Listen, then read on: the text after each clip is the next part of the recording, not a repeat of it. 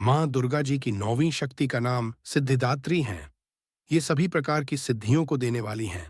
नवरात्र पूजन के 9वें दिन इनकी उपासना की जाती है।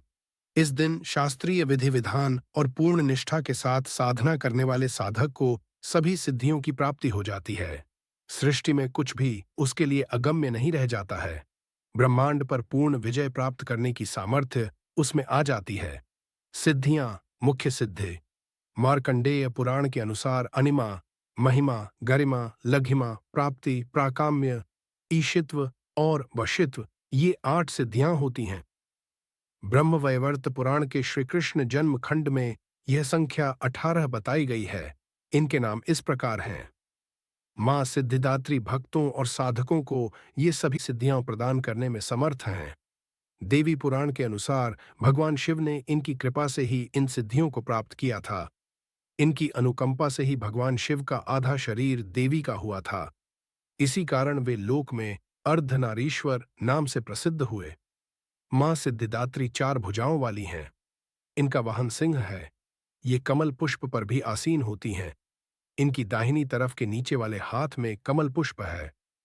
प्रत्येक मनुष्य का यह कर्तव्य है कि वह मां सिद्धिदात्री की कृपा प्राप्त करने का निरंतर प्रयत्न करे, उनकी आराधना की ओर अग्रसर हो।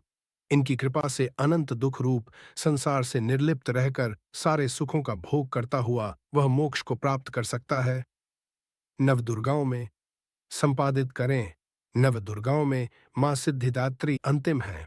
अन्य 8 दुर्गाओं की पूजा उपासना शास्त्रीय विधि विधान के अनुसार करते हुए भक्त दुर्गा पूजा के 9वें दिन इनकी उपासना में प्रवृत्त होते हैं। इन सिद्धिदात्री मां की उपासना पूर्ण कर लेने के बाद भक्तों और साधकों की लौकिक, पारलौकिक सभी प्रकार की कामनाओं की पूर्ति हो जाती है। सिद्धिदात्री मां के कृपा पात्र भक्त के भीतर कोई ऐसी कामना शेष बचती ही नहीं है जिसे वह पूर्ण करना चाहे।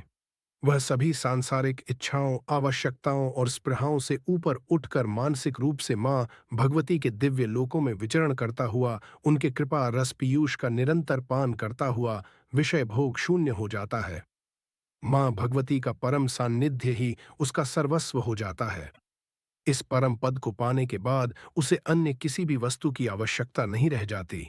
मां के चरणों का यह सान्निध्य प्राप्त करने के लिए भक्त को निरंतर नियमनिष्ठ रहकर उनकी उपासना करने का नियम कहा गया है। ऐसा माना गया है कि मां भगवती का स्मरण, ध्यान, पूजन हमें इस संसार की असारता का बोध कराते हुए वास्तविक परम शांतिदायक अमृत पद की ओर ले जाने वाला है।